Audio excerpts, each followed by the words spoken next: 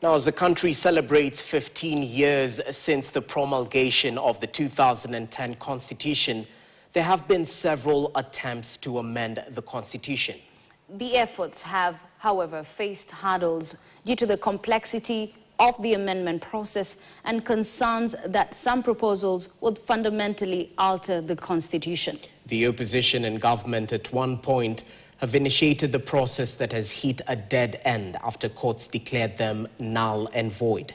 Why has it been difficult to amend the Constitution, and which sections have been pushed for amendments? KTN's Daniel Karaoke interrogates. Articles 256 and 257 of the Kenyan Constitution stipulates the two ways in which the Constitution can be amended: a parliamentary initiative or a popular initiative. Both processes require public participation.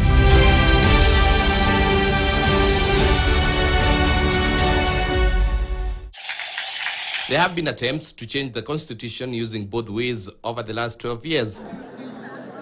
Perhaps the most memorable attempt is the Constitution Amendment Bill 2020 that emerged from a political initiative launched by former President Uhuru Kenyatta and Raila Odinga, the leading contenders for the presidency in 2017. The initiative, called the Building Bridges Initiative, was touted as a means to improve governance and prevent future post-election violence. Only a fool will say that there are no issues in this country that do not require addressing. So let us address them as adults. We said we want to bequeath a better society for the coming generation of our country. It is not about making Uhuru Kenyatta a prime minister or Raila Odinga a president. Elected by the people. The process hit a dead end when the courts ruled that the government-backed plan was irregular, illegal, and unconstitutional. The plan was vehemently opposed by the then Deputy President William Ruto and had split the government down the middle. Let us not lie to the people. BBI was dangerous for Kenya, and we thank God it failed. Previously in 2014, the opposition CORD kicked off a campaign to collect 1 million signatures from voters. CORD principals, then led by ODM's Raila Odinga and Wiper leader Kalonzo Musyoka, formally presented Okoa Kenya referendum draft bill and the signatures to the Independent Election Boundaries Commission, IEBC. The polls body would later dismiss the plan, ruling it did not meet the 1 million signatures threshold.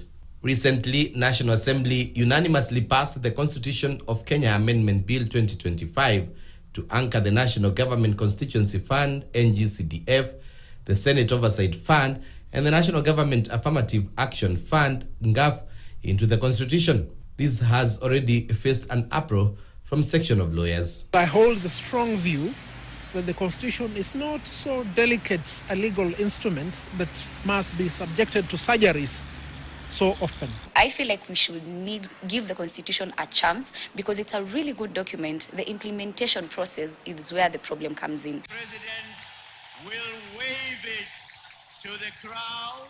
Numerous attempts and proposals for the change have been made through popular initiative, parliamentary bills, and referendums. The proposal focusing on issues like the structure of government, power distribution, gender representation, election dates, and reducing the cost of governance, with some changes being blocked on the grounds they would fundamentally alter the Constitution. Perhaps one lingering question among many people is how and what it will take to change Kenya's 2010 Constitution. The problem that we have here is one of implementation. There is no deficiency in the Constitution, at least for now. This document has succeeded in securing power in the hands of citizens, the beauty of a nation.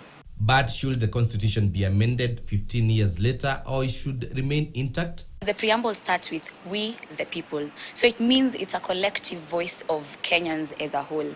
So who is asking for amendment of the Constitution? Is it the citizens? No. Even as we celebrate this milestone of the Constitution, calls for amendments must be discarded.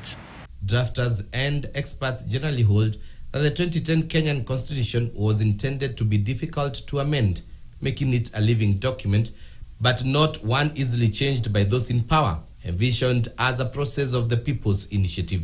There are articles under the Constitution that might need changing, but we have to do it in a sane regime. There's some of the recommendations that come from the NADCO report, especially talking about staggering of elections, because we normally have all the elections for, 6 positions at once, and they're recommending that maybe we need to split it so that we're doing the elections at different times. Whether Kenya's constitution should be amended is a subject of ongoing debate, with proponents arguing there is need for adjustment, while those opposed saying the constitution needs to be protected. Some experts opine that the constitution must be implemented fully and a referendum law enacted to guide future amendments. Since 2013, there has been efforts to amend the constitution. The National Dialogue Committee presented a report that suggests an amendment to the same constitution. Will this be another route to try to amend the 2010 constitution? Only time will tell. Daniel Kariuki, KTN, Nairobi.